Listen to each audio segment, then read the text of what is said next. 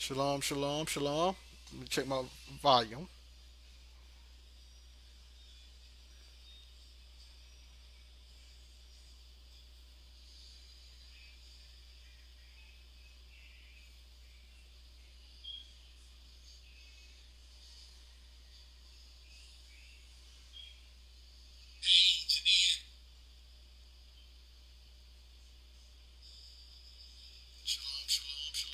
There we go. We got nice volume. All right, y'all. This is RPK. That's the YouTube channel right there. Please subscribe. Share the video also. Give me 1 second to.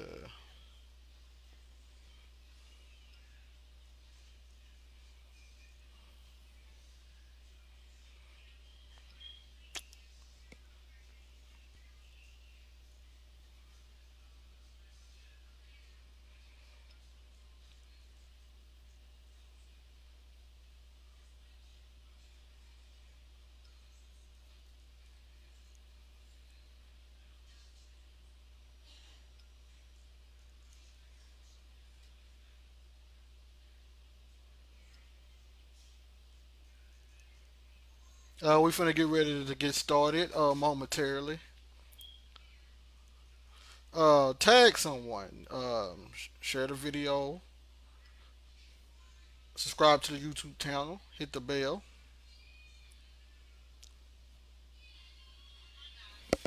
Sorry about that. Let me turn that phone off.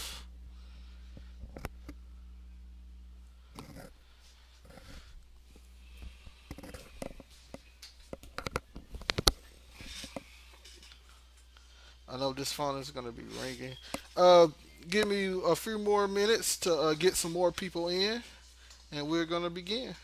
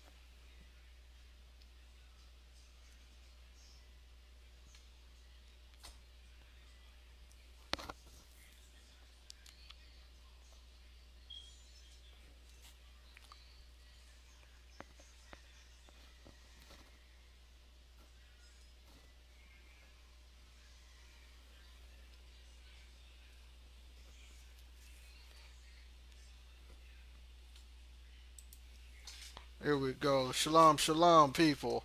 Hope we're having a fantastic night. This is Elvin Israel, one of the instructors of RPK, stand for Resurrection, Prophecy, and Kingdom, which those subjects is what we concentrate on: the resurrection, prophecy, and kingdom. Tonight, I plan on going over one of the points behind the law. Oh yeah. Before I even start, thank you for everyone who sent out their condolences for the loss of my father. He was another COVID victim, which um, I'm gonna do a little talk about how that worked out later on because of some things that happened, dealing with me per se. But thank everyone for the condolences. Thank the sister. I don't know if you want me to say her name, but thank you for praying with me. As well as thank the brothers for reaching out and just showing love. I really appreciate it from the bottom of my heart. The whole Chandler family appreciate it. So thank you all for that.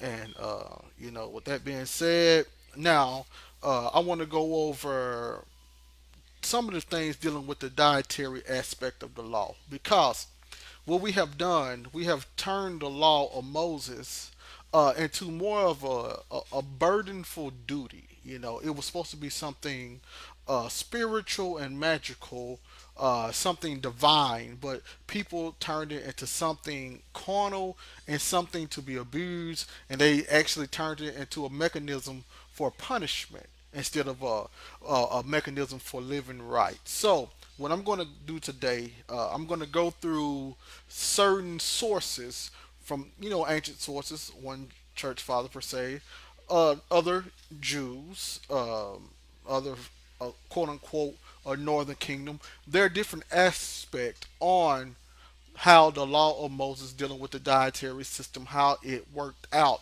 and what was the point behind it. Because for some reason we have no doubt forgot or we have misused the dietary system of the law without understanding it.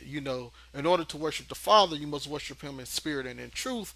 But a lot of people have walked away from the spirit and the truth because they haven't been able to dissect it with their spiritual eyes yet. So, what we're going to do at RPK today, we're going to dissect some of the dietary ordinances with our spiritual eyes. We're going to let the Spirit speak to us so we know exactly the point behind the dietary law because, or the dietary ordinance, because for some reason people think it's about the consummation or the consumption of food, which it is not. So we're finna go through it, and then when I'm done, hopefully we have a different aspect on the true meaning of the dietary system. So let's start off right now. How those in first century, the Jews, viewed the dietary system. Okay, so now we're going to start in First Corinthians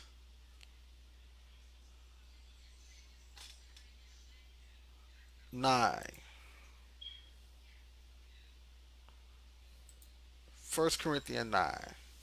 And I want to start at verse number 6.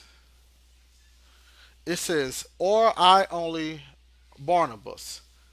Well, let me start at 5.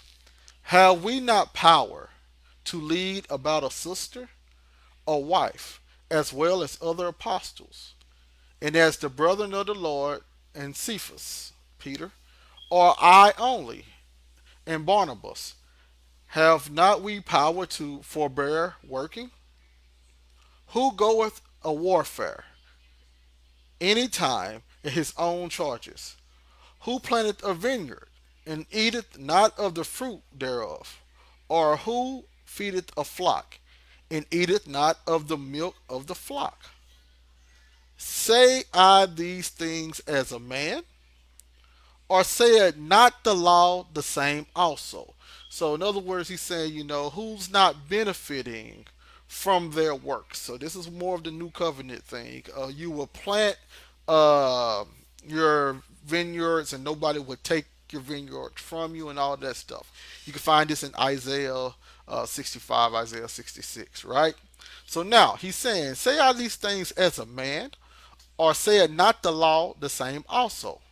For it is written in the law of Moses, thou shalt not muzzle the mouth of the ox that treadeth out the corn. Doth God take care for oxen? See, right now, this is for my people who try to make the Bible be something more than it is. They use the Bible and these other books that, really don't agree with the Bible to teach doctrines such as veganism and all this stuff. And they say, you see, the Most High never really wanted you to slaughter animals and all that stuff. Well, right here we have Paul saying that it's actually an ordinance written about animals right here, right? So this is, my people who, oh, vegan. He didn't want you to destroy animals. He didn't want you killing animals. He never wanted you to eat of flesh and etc. because they take it from one of those sects of the Essenes that was all the way out there with their ideology. So they take it from the sect of the Essenes who seemed a little apostate because they was going against scriptures. And he said right here, doth God take care for oxen? To show you that it's not about the animals. So this is for all of my animal lovers out there who try to promote veganism and saying slaughter and eating flesh is wrong. Right here, if it was all about the animals, this has been the perfect time for Paul to say it. But Paul is making the point: is this ordinance right here, is it really about the animals right here? So right now, see, does God take care for oxen, or said he it altogether for our sakes? For our sakes, no doubt, this is written, that he that ploweth should plow in hope, and that he that thresheth in hope should be partaker of his hope. If we have sown unto you spiritual things, is it a great thing if we shall reap your carnal things? So right now, you see, and I'm not going to go into all of that, but I'm just showing you that in the law of Moses, an ordinance dealing with oxen, right? Dealing with oxen, and this is literally what they was doing with the oxen, but Paul is showing you that the oxen there, it actually represented people. Once again, for it is written in the law of Moses, thou shalt not muzzle the mouth of the ox that treadeth the corn. So you see, it's talking about the job of the oxen, and what the oxen was doing was dealing with treading the corn and muzzling the mouth of the oxen, right? So that's in the law of Moses. So if you took that literally, that meant that you could not, put anything over the mouth of the oxen that was treading the corn. But Paul, filled with the Holy Spirit, he's actually letting you know that there's actually a deeper meaning. There's actually a spiritual meaning behind the carnal ordinance. So even though that was an ordinance about animals, there was a spiritual meaning behind it. And guess what? The animal, the animal got replaced by the people for our sake. See, the animal got replaced by people, by mankind. So even though it was about the action of an animal working, the spiritual meaning behind it was about how mankind works. So this is important when you're reading Moses' works. Moses was speaking enigmatically, right? He was speaking in a way to reach their spiritual minds, not their carnal minds. And a lot of people today are still stuck in carnality. So now let me show you another example with the same verse. You got First Timothy 5, right? And we're going to start at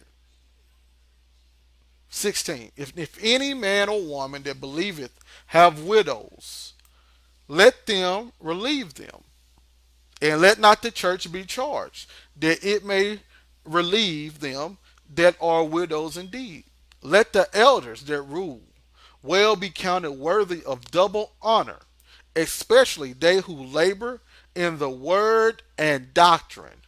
For the scripture said, thou shalt not muzzle the ox that treadeth out the corn, and the laborer is worthy of his reward.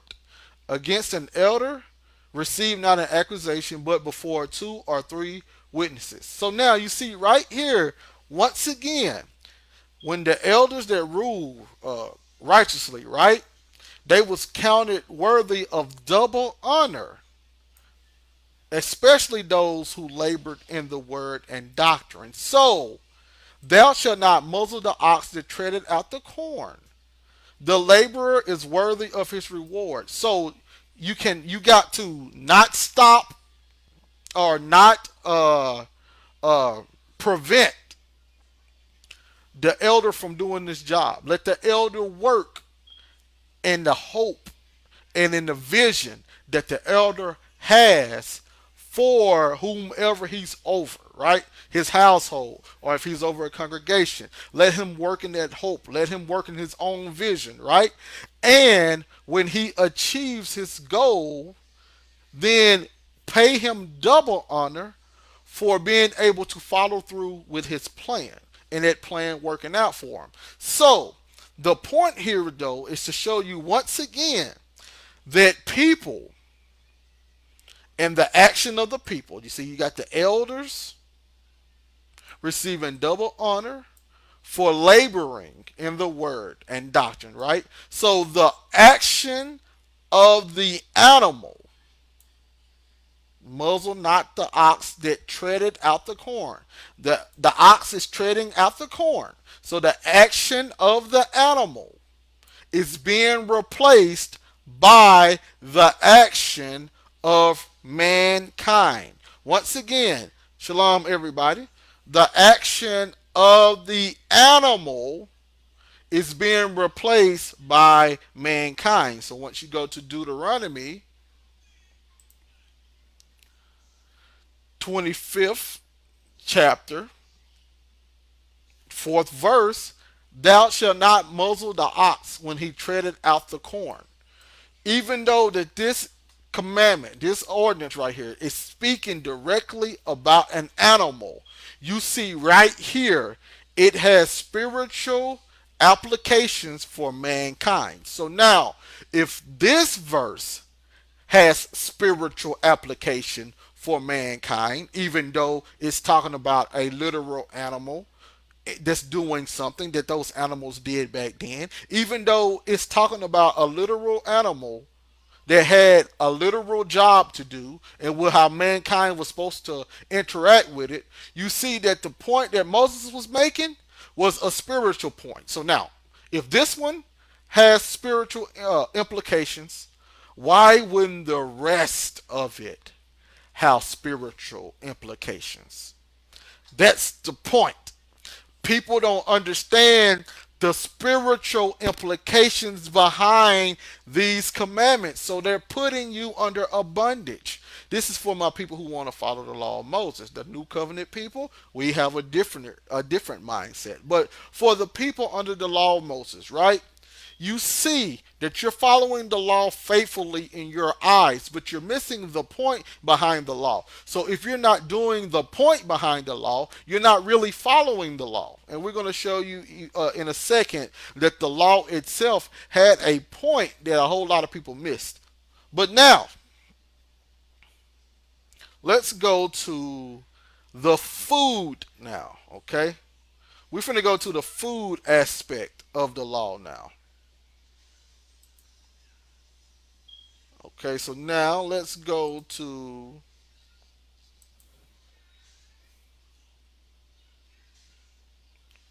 first. Let's start with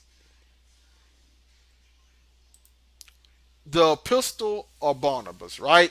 We just read in Corinthians when Paul was talking about a Barnabas. It's not going to be the same Barnabas, contrary to popular beliefs. But I want to show you the age of this document, and we're going to take it from there. So now, the letter of Barnabas, officially known as the Epistle of Barnabas, is a treatise preserved complete in the 3rd century, Codex Sinaiticus, between the apocalyptic book of Revelation and the Shepherd of Hermas.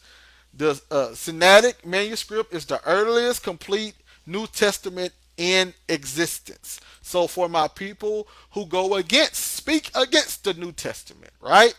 The earliest New Testament is 3rd century. Okay, the oldest no the oldest Old Testament we have is 9th century. So now the sorry I'm gonna say the youngest. My bad. The youngest and oldest, well, no matter how it depends on your perspective. New Testament that we have is 3rd century.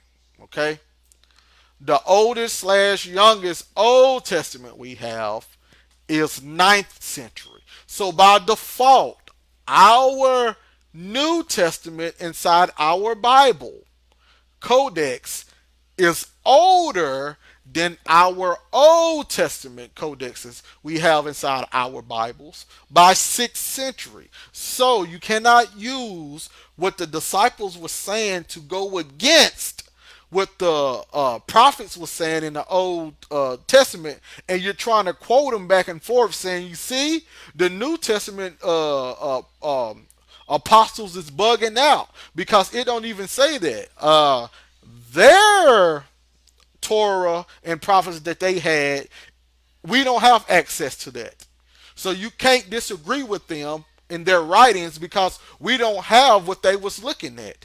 We have a newer version by hundreds of years that was created by the Masoretes, and who knew what they had when they was trying to create the stuff? Who knows? But if we're going to go off of what is said in Scripture, the New Testament will quote the Old Testament better because they have the older Torah and the Tanakh that we don't have access to today. So you're never going to be able to compare our Old Testament and New Testament trying to make the New Testament false because the New Testament is older than our Old Testament. Okay, so I didn't got that out the way. So now, from there, the treatise was translated into Greek and ascribed to Barnabas, the chief player in the Acts of the Apostles, in which he is known as Joseph Barnabas, Joseph Bar Nambi, a Navi, a landowner of Cyprus, and therefore probably a speaker of both Greek and Aramaic. Barnabas was the emissary of James the Just in Jerusalem, a missionary with Paul, and a traveling evangelist in his own right in Rome, according to the recognitions of Clement. Okay, so now, I read all that to show you now. Let's look at the dietary, right? The dietary law. Thou shalt not eat any swine or anything that have hooves and all of that, right? You can go that on your own accord and look that up. I'm just here to show you what these ancients said that this stuff meant. Okay? So now, this is Barnabas, right? The Epistle of Barnabas, chapter 10, 3rd century document, around the same time, the same age of our New Testament. So check what it says right here. When Moshe or Moses said, "You will not eat the swine, the eagle, the hawk, the crow, or any fish that has no scales," he had three principles in mind. For at the end, he enumerates them in Devarim. I think that's Deuteronomy. "I will place before this people my Torah." So this is not Elohim's commandment about crunching. Rather, Moshe spoke in the spirit about swine. So he said, this is not from the Most High. This is Moses doing when the Holy Spirit was on him. This is what it means. This is what it means. Okay? For my people who think that you can't eat pork, The Most High was worried about you getting tapeworms and how evil that pig is and all how it gives you high blood pressure. For all of my people that's taking what Moses was saying cornerly and try to make it something carnal, and now you're out there looking at all of your products talking about some it's 1/18th pork, so I can't use it. I can't brush my hair with this because it's pork skin and all that stuff. I can't play football because it's made from pork. Look at what Moses is really talking about, okay? Rather, Moshe spoke in the spirit about swine. You will not cleave to piggish people of this sort. So now you seeing how, and we done already went through Deuteronomy 25, how Timothy and Paul said that that ordinance that dealt with ox, not muzzling the mouth of an ox, really dealt with people. So they went to Torah and said, hey, this thing that Moses wrote about animals was really about people and the characteristics of people and their actions. So here now we have a third century person saying the same thing, dealing with swine. The swine, the part about the swine. Look, you will not cleave to piggish people of this sort. When they get full, they forget the master.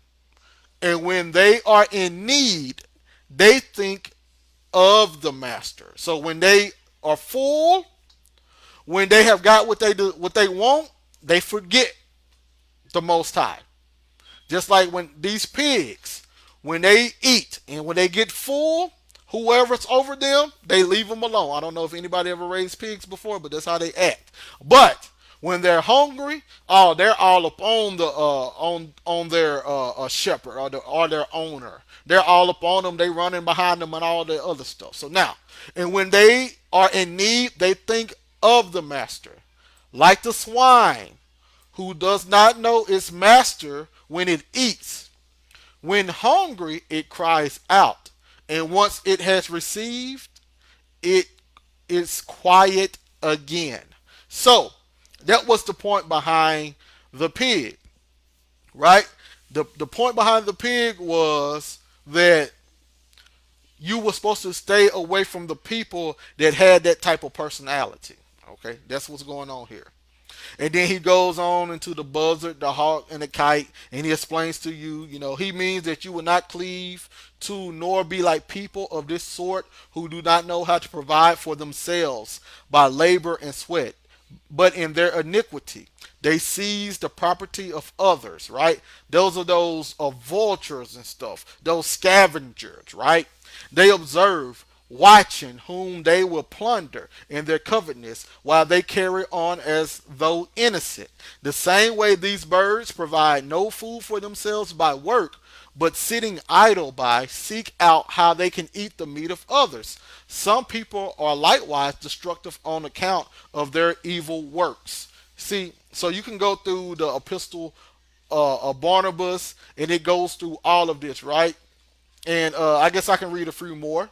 You cannot eat the lamprey, the octopus, or the squid, as he means you will not cleave to or become like people of this sort who are immoral to the end, having already been condemned to death, even as these accursed fish swim alone in the abyss, not suspended as the others, but dwelling in the muck in the deep of the sea. You will not eat the rabbit, as he means you will not be a pedophile or like such, for the rabbit grows an orifice in the body each year, so that it has many anuses as years. Nor will you eat the hyena, meaning you will not be an effeminate seducer of children, or a wanton abortive fornicator, or any such person, because the hyena's traits change each year, becoming like a male one year and like a female the next. And you got the weasel, right? And etc. So you can go on and on and on, right? About the point behind the dietary ordinances that Moses was given, okay? It wasn't about the food. It wasn't about the food. You can quit with your recipe looking at calling all these companies, try to find out if they got this and that, because that wasn't the point. The point was the characteristics of those animals Moses wanted the children of Israel to stay away from. Okay, so now, if that's not enough, right? Because you can say, well, he was a Gentile, He don't know what he's talking about. He's a Gentile. We're going to go to the dialogue of Trifle now, right? By Justin Martyr, right? So now, who was Justin Martyr? What is known of him? Before his conversion, he was the son of Priscus, the son of Bachias, and was born in Neapolis, Shechem, about AD 100, which is second century. About He was born about 30 years after Jerusalem was destroyed. He indeed claims the Samaritans as his own race. So that's Northern Kingdom. Now we know that the Northern Kingdom wasn't really Northern Kingdom. They wasn't really Israel stock by the time first century came around. When the king of Assyria, he pushed them out, and he had the Medes and Purs come in to replace those northern kingdomers, and they started calling themselves the descendants of Joseph and Samaritans and Israel stock and etc. So we know that the Samaritans were really converts who converted over to Torah, but him calling himself a Samaritan meant that he took the pride of Israel on. And I'm going to show you right here in the book that I have, Dialogue of Trifle. It says, where the PDF pointed to, I should be forthwith torn in pieces by you, for I gave no thought to any of my people, that is, the Samaritans, when I had a communication in writing with Caesar. So he viewed himself as a northern kingdomer. Okay, so now let's go back here. So he would represent the northern kingdom, right? But was evidently on the score of locality only because he was brought up as a heathen and was uncircumcised. Okay, so now we're going to go to what he said.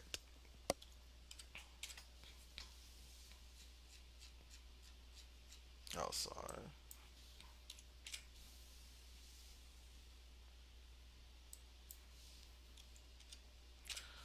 All right, so now this is the dialogue with Trifle, right? Shalom, everybody that's watching. Shalom, shalom, shalom. So this is the dialogue with Trifle, right? This is chapter 20. Now let's see what he said about the food. So now we had a quote unquote Gentile, 100% Gentile, who was supposed to learn from the apostles. So now we have a Gentile convert who considered himself Northern Kingdom. But let's see what he say, dealing with the law of Moses, dealing with the dietary law. 4. This is chapter 20. 4. He charged you. Now, the dialogue with Trifle, this is him speaking to a Jew. In this uh,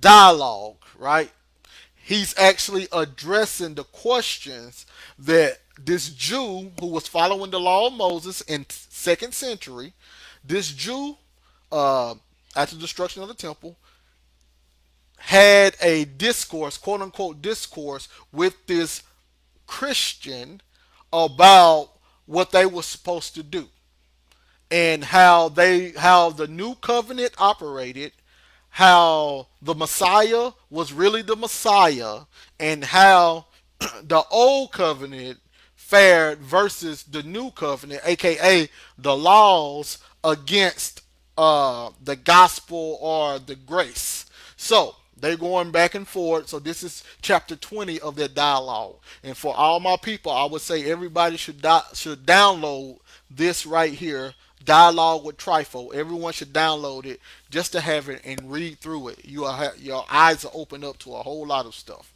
But now, look what's going on here. For he charged you to abstain from certain foods, in order that even in your eating and drinking ye may have God before your eyes. since you are prone and apt to depart from the knowledge of him. So what Justin is telling Trypho the Jew, the reason why Moses had y'all to abstain from certain foods was because the benefit that they had from the Most High and keeping their mindset toward Him. So, in other words, the law of food was supposed to give them a spiritual awakening of the Most High. Okay, not to not about tapeworms. It's not about tapeworms or high blood pressure. It's about a spiritual awakening. But let's read through it. As also Moses says, the people ate and drank and rose up to play. And again, Jacob ate and was filled and grew fat, and the beloved kicked. He grew fat and grew thick and grew broad, and forsook God who made him. For that God had granted to Noah, a righteous man, to eat every living thing, save flesh with blood, namely a carcass, was related to you by Moses in the book of Genesis. Now, when Trypho was intending to say, as green herbs, I forestalled him. Why will you not understand how the phrase as green herbs has been spoken by God?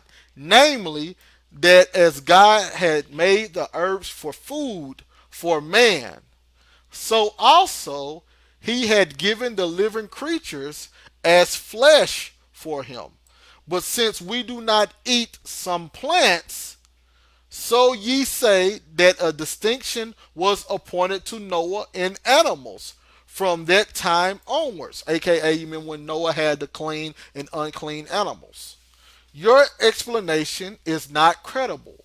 For first, though I can say and maintain that every green herb is also for food, I do not waste time over this.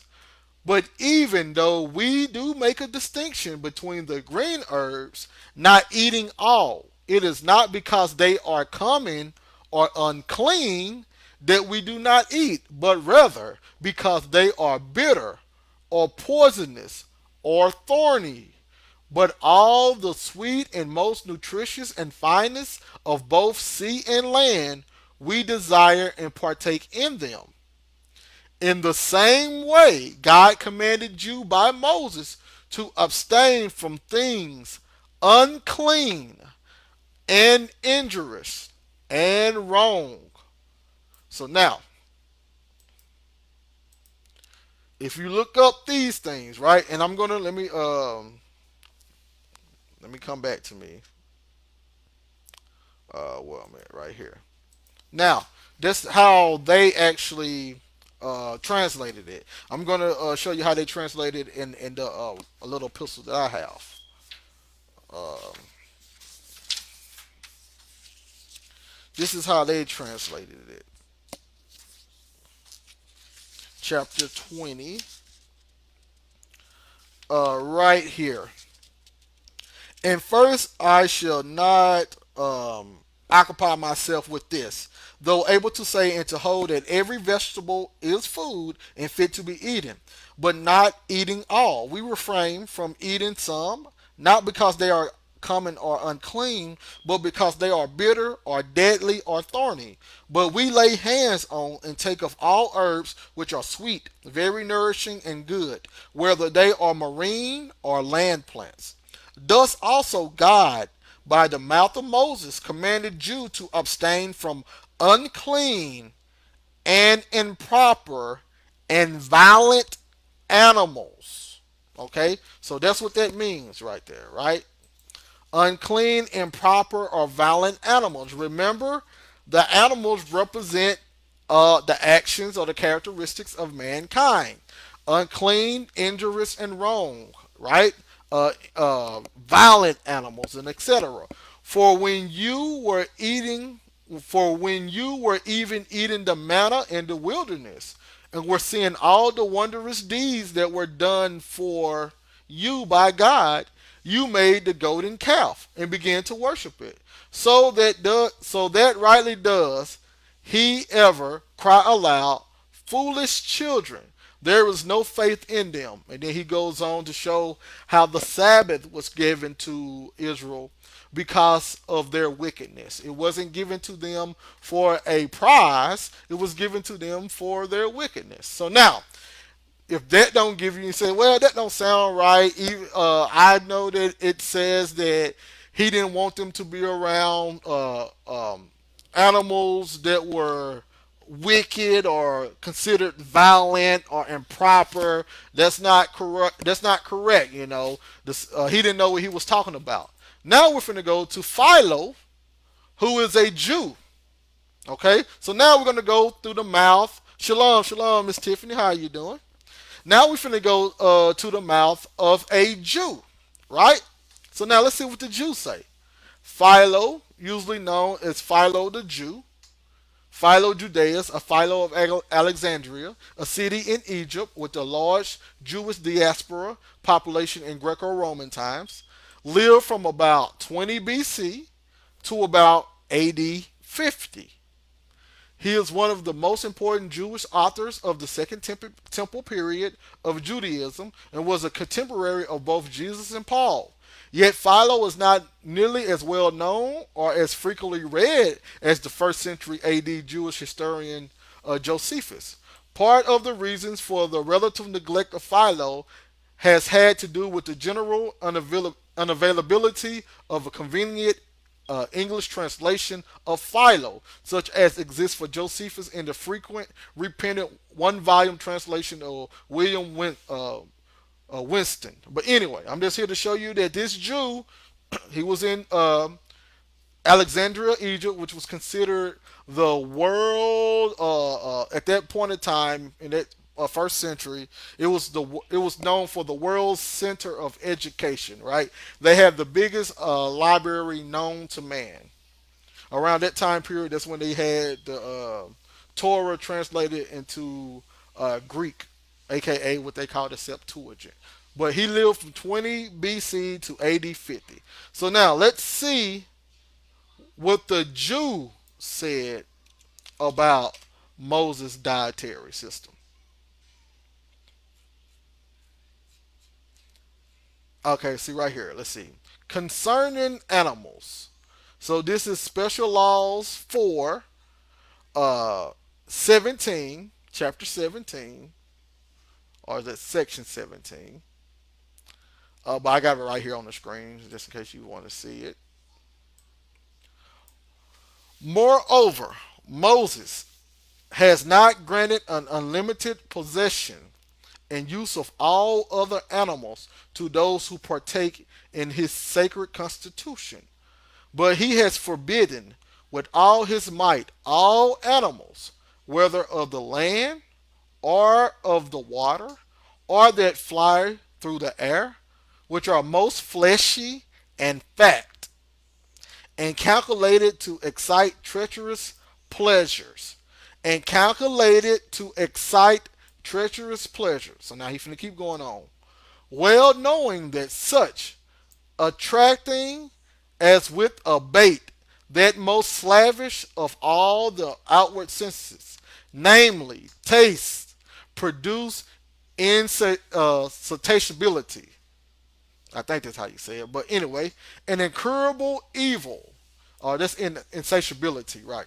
In insatiability, an incurable evil, sorry, to both souls and body. For insatiability produces indigestion, which is the origin and source of all diseases and weaknesses.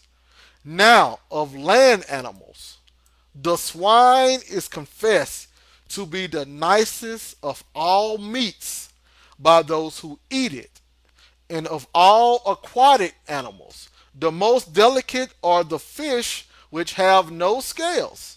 So these are the ones Moses told them that they couldn't eat. These are the things that's the most tasty ones to eat. Well, let's keep reading. And Moses is above all other men, skillful in training and inuring persons of a good natural disposition to the practice of virtue by frugality and abstinence, endeavoring to remove costly luxury from their characters. So Moses was working with the children of Israel's character, right? Their character. At the same time, not approving of unnecessary rigor, like the lawgiver of the Lacedaemonians, nor undue infamy, like the man who taught the Ionians and the Sabarites lessons of luxury and license, but keeping a middle path between the two courses. So not being effeminate and not being over being overly stimulated by luxury. Yeah, there we go. So that he has relaxed what was over strict and tightened what was too loose. So if it was over strict that they couldn't eat, he was relaxed with it. But it was too loose, he tightened it. In other words, he was trying to do the opposite so the children of Israel could have balance, mingling the excesses which are found at each extremity with moderation, which lies between the two. So he wanted them to be moderate between those two, so as to produce an approachable harmony and consistency of life, on which account he has laid down not carelessly, but with minute particularity, what we are to use and what to avoid.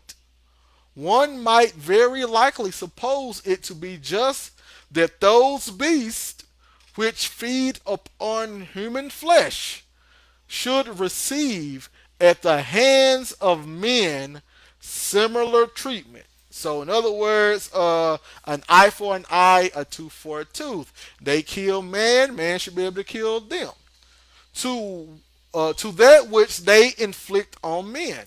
But Moses has ordained that we should abstain from the enjoyment of all such things. So, even though that those animals feasted upon mankind, mankind would say, hey, if they kill us, we should be able to kill them. But he was saying that Moses took that type of understanding, that type of way of life from the children of Israel, right? No eye for an eye, tooth for a tooth. He did not want them to live like that. It's in their law, right? But he did not want them to live like that.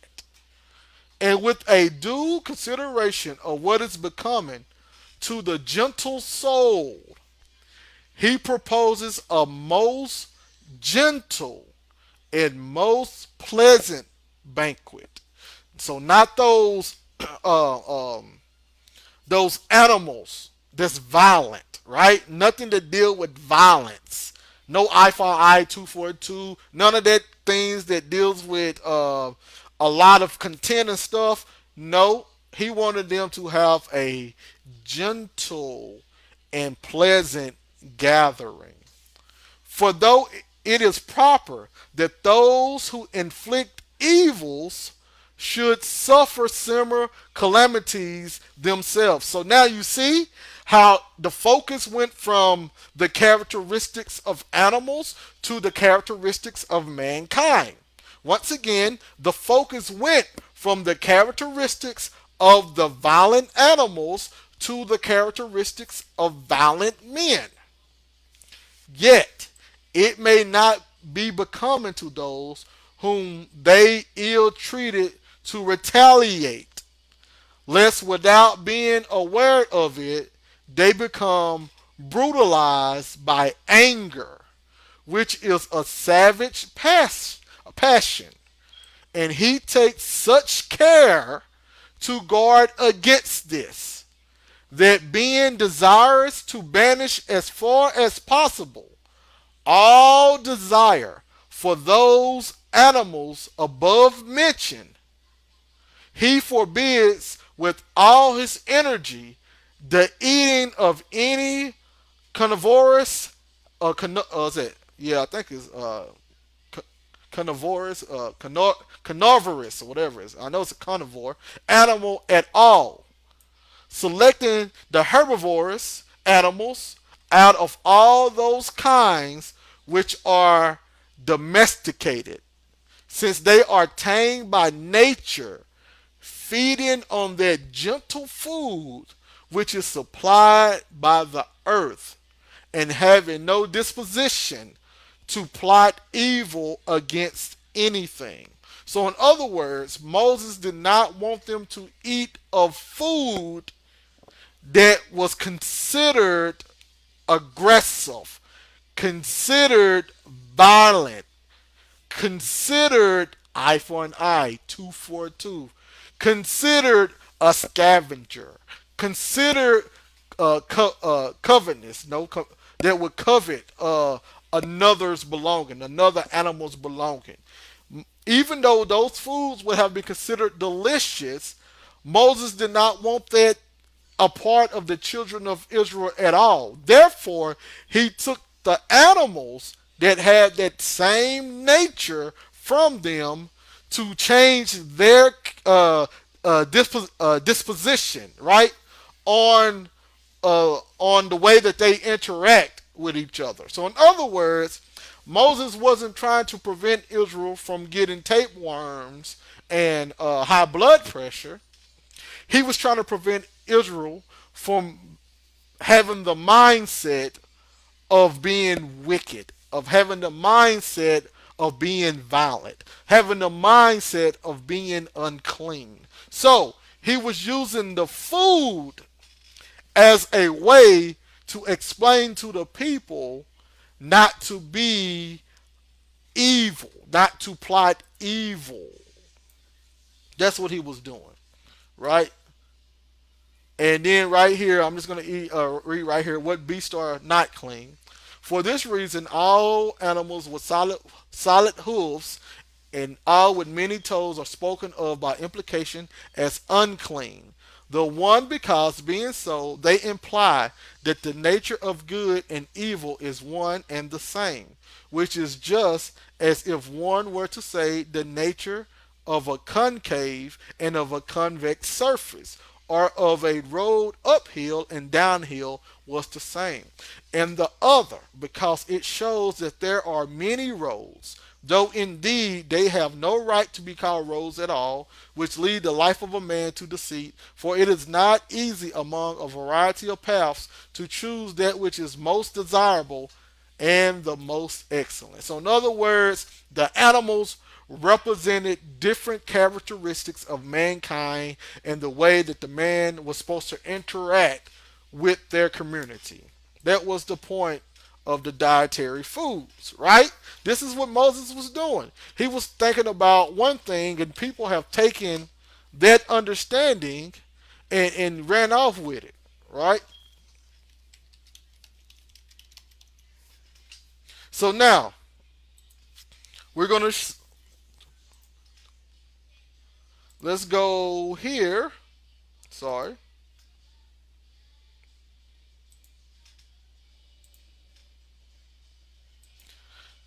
We're going to get ready to end it, but let's go here and show you.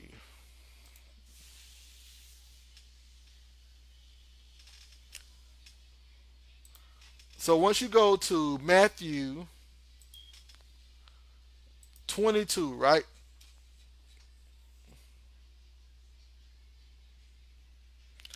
And let's start at 36. Master, which is the greatest commandment in the law? And Jesus said unto him, Thou shalt love the Lord thy God with all thy heart, and with all thy soul, and with all thy mind. This is the first and great commandment. And the second is like unto it. Thou shalt love thy neighbor as thyself. On these two commandments hang all the law and the prophets. So, what Christ, the Messiah, told the who was it, the Pharisee and the Sadducees, right? When he was talking to those children of Israel, right? He told them that love the Lord thy God with all thy heart, with all thy soul, and with all thy mind, and love thy neighbor was the point behind all the law and the prophets. So the Torah and the Tanakh, and all of those words inside the Torah and the Tanakh, is about love the Lord thy God with all thy heart, with all thy soul, and with all thy mind, and loving thy neighbor as thyself. That was the point. So, Moses used things that Israel was used to, being uh, um, dealing with agriculture, right? A lot, shepherds and etc. He used the animals. He used the seasons. He used all of these things to explain, to represent loving the Father with all thy soul, all thy mind, and all thy heart, and loving each other, the neighbors. This is what Moses was doing. Moses was writing about pigs. He was writing about rabbits. He was writing about a deer, right? He was writing about shrimp. He was writing about oxen. He was writing about all of these things. He was writing about Sabbath days. He was writing about feast days, jubilees, Passovers. He was writing about atonements. He was writing about Thanksgiving offerings. He was writing about all of this stuff. But the point of it was loving the Father with all thy heart, soul, and mind, and loving your neighbor. That was the whole point. So, by people that's getting caught up in what you can and can't eat, you're missing the point because that wasn't the point. That's not the the information. That's not what Moses was trying to relate to the children of Israel. What Moses was trying to relate to the children of Israel was love. See? Look right here. Love, love. Right? Those things dealing with the dietary. The spirit behind it represents love. Those animals represents characteristics of people. Okay? So you can put the product down and quit trying to find out what have pork dust in it. You can quit doing that because that's not the point of it. The point of it was loving your neighbor, loving the Most High. That was the point. And then we're gonna run through a few of it real fast, right?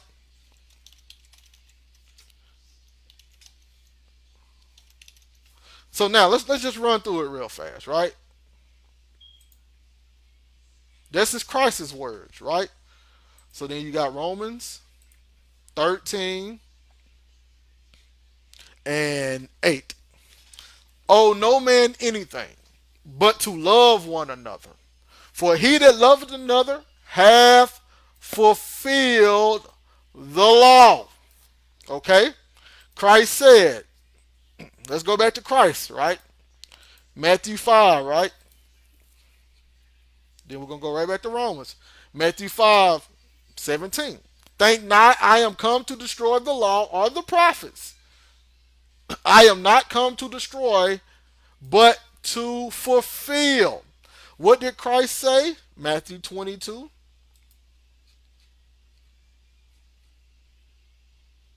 Was it 22:40?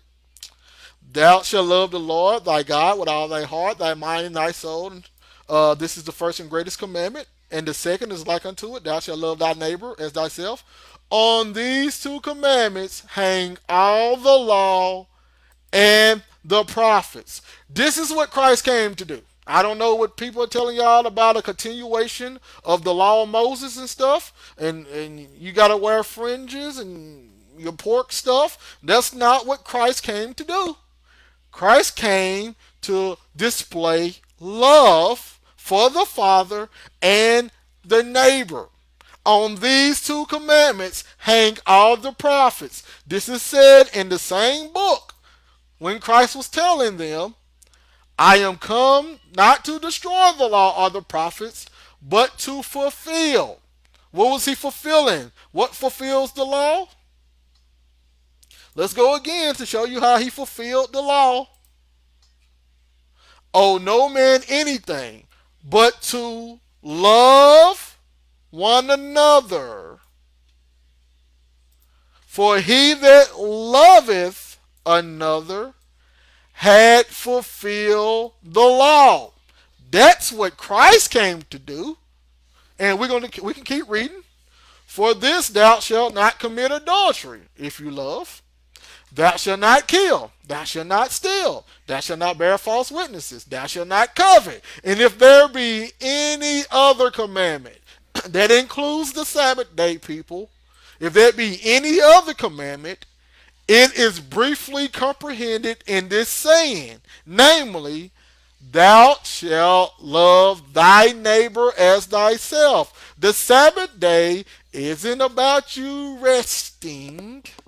It isn't about what you think that Moses was telling everybody. He didn't want them to cook hot food. He didn't want them to kindle fires. And that's not what the point about Sabbath day was. He's telling you right here, if there be any other commandment, it is briefly comprehended in this saying, thou shalt love thy neighbor as thyself. So the Sabbath day is about loving your neighbor as yourself. That's what the Sabbath day is about. It isn't about you sitting down and resting and you can't light the stove or microwave. You missed the point. You made something spiritual carnal. Same thing happened to the children of Israel, made something spiritual carnal. Therefore, the Holy Spirit had to come and explain to the people the spiritual meaning behind the carnal commandments. This is what happened. Y'all doing this? Y'all did the same thing with the law of Moses, dealing with the dietary law. Now we're showing you the spiritual meaning behind the dietary law. So now let's keep reading. Love worketh no ill to his neighbor. Therefore, love is the fulfilling of the law. Not eating pork, that doesn't fulfill the law. Not fringes, that doesn't fulfill the law. Not doing Sabbath day, that doesn't fulfill the law. What fulfills the law is love. That's what fulfills the law. That uh, let's look at some more.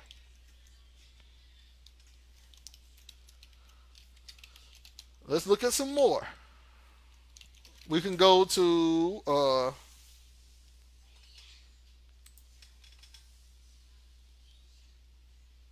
let's go to James 2 7. Do not they blaspheme that worthy name by which ye are called? James 2 and 8. If ye fulfill the royal law according to the scripture. What's the royal law, James? Thou shalt love thy neighbor as thyself. Ye do well. I mean, we could keep going on and on. Look, we can go to 1 John 3. Remember up here they tell you, whosoever committed sin transgresses the law, for sin is the transgression of the law, which means that you can't eat pork and all that stuff. But let's keep reading down further. And whosoever we ask, and whatsoever we ask, we receive of him because we keep his commandments. And people want you to think that that's about the law of Moses and stuff, but it's not. He's going to explain it to you. And do those things that are pleasing in his sight, the sight of the Father. And this is his commandment. So he's going to actually explain it to you what the sentence above is about. So remember, people use this up here, verse 4, to talk about doing the law of Moses, right? But once you go down a little farther, he's telling you about new covenant stuff. And this is his commandment, that we should believe on the name of his son, Jesus Christ. So that's faith right there. And love one another as he gave us commandment. These are the commandments that he's talking about. Because we keep his commandments, these are the commandments. Believe on the name of Jesus Christ and love one another. That's the commandments. And he that keepeth his commandments dwelleth in him, and he in him. And hereby we know that he abideth in us by the Spirit which he had given us. So now, the commandments was to love and to believe on Christ. So now, Moses was trying to explain to the children of Israel to love each other. Remember, love fulfilleth the law. The law and the prophets hang on love the Father, love your neighbor. That's what Moses was trying to explain to Israel. That's what Haggai and that's what Habakkuk, that's what Isaiah, that's what Jeremiah, that's what give me some more Amos. That's what all of these prophets was trying to explain to the children of Israel. Love for the Father, love for your neighbor. That's what you need to do in order to please the Father. So from Genesis to Revelation to Josephus to Enoch to Philo to Barnabas to any of these, the church, and to any other of those people, the point was love the Father, believe on Christ, love your neighbor. That's the point. Not pork, Sabbath, fringes, anything else. That's not the point. The point was love. You're taking spiritual things from carnal of words. That's what you're supposed to be doing. Most people making carnal words represent carnal things. That's not how the Most High operated. So now, hopefully, that's all I have to say about that. We can go into plenty more details. So now let's go back to. Sorry, let's make this bigger again.